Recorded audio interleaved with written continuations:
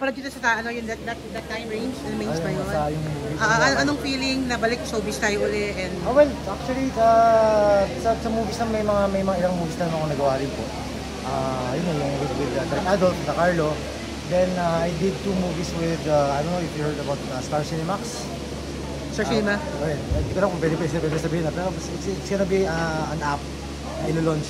So, baka hindi pa upcoming app. Upcoming, ito na yan. Star Cinemax. Yes. I think siguro yung parang konting info dun sa movie. Yung first movie ko doon was, wala lang, normal lang. Parang mayor ako. Then, the second movie, medyo daring. Daring? So you're open to do now daring roles? Parang gano'n. Parang gano'n. Nakagawa na po ako eh. Pero, I think yun nga, yung sa TV hindi ako active kasi wala pa po akong ginagawa.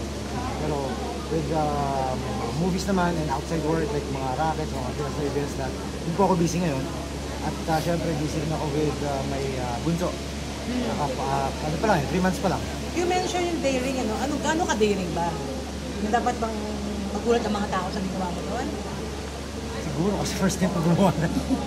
Well, sabihin na natin na parang kasi lang pwede kasi kwento, pero basta it's a movie, it's a role na kasi pag TV tayo, pag sinabing love scene sa TV, kiss lang, parang sitcom na.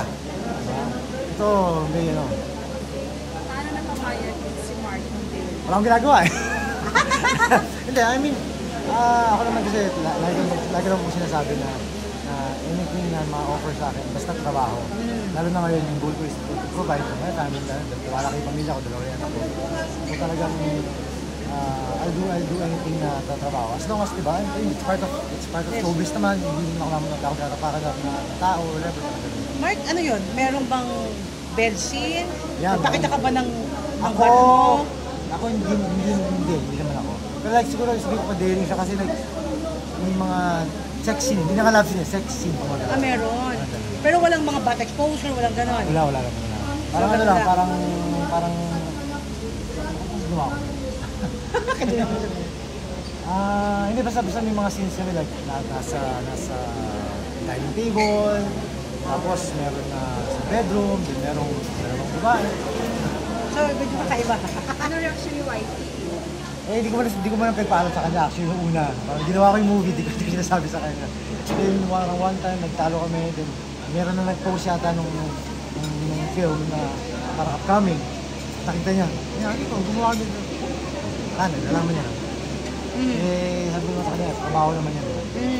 As long as makakapag-provide ako sa pamilya. Totoo yun. Tsaka hindi naman, kumbaga alam ko naman yung limit ko. I think I can't do butt exposure ko.